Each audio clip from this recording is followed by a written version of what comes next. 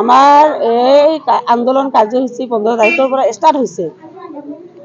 আজি আমাৰ 23 তাৰিখ। আমাৰ চৰকাৰে এতিয়ালৈকে আওকাণ দিয়া নাই।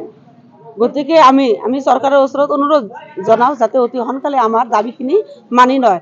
আৰু এটা কথা যে আমাৰ চৰকাৰে এই নতুন চৰকাৰে আহি যে আমাৰ বিভিন্ন চাকৰি বাকৰি আৰু মহিলা মাইকী মানুহবিলাক যে আছে সিহঁতৰো বিভিন্ন আঁচনিত সোমাই দি পইচাখিনি উপাৰ্জন কৰাৰ ক্ষমতা দিছে।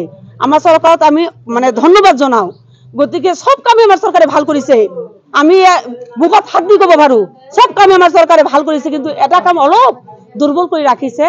আমি মাইকী মানুহ যেহেতু আমাৰ অসম চৰকাৰে মানে হিমন্ত বিশ্ব শৰ্মা ডাঙৰীয়াই তেওঁ মানে মাইকী মানুহক খুব ভাল পায়। আমি জানা মতে মাইকী মানুহ ভাল পায়। মাইকী মানুহৰ কাৰণে এটা হৃদয় আছে, হৃদয় বোলা বস্তু আছে।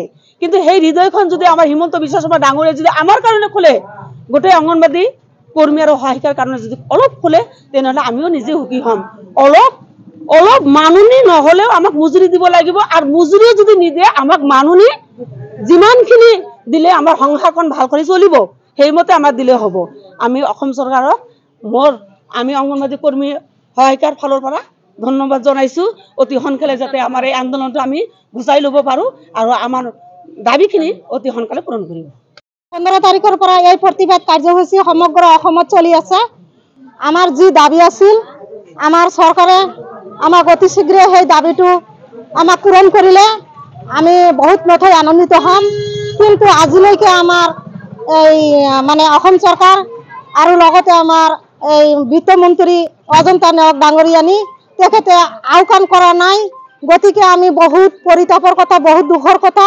ইমান দিনলৈকে আমি প্ৰকল্পৰ সন্মুখত এনেকুৱা প্ৰতিবাদ চলাই আছোঁ, আৰু যদি আমালোকৰ দাবীটো তেখেতে মানি নলয়, আওকাণ নকৰে, তেনেহ'লে ইয়াতকৈ আৰু তীব্ৰ প্ৰতিবাদ কাৰ্যসূচী হাতত ল'ম বুলি অনুভৱ কৰি আছোঁ।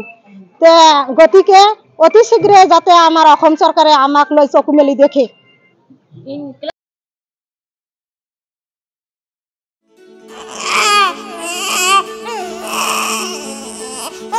অভিনন্দন, আপোনাৰ এজনী ছোৱালী জন্ম হৈছে।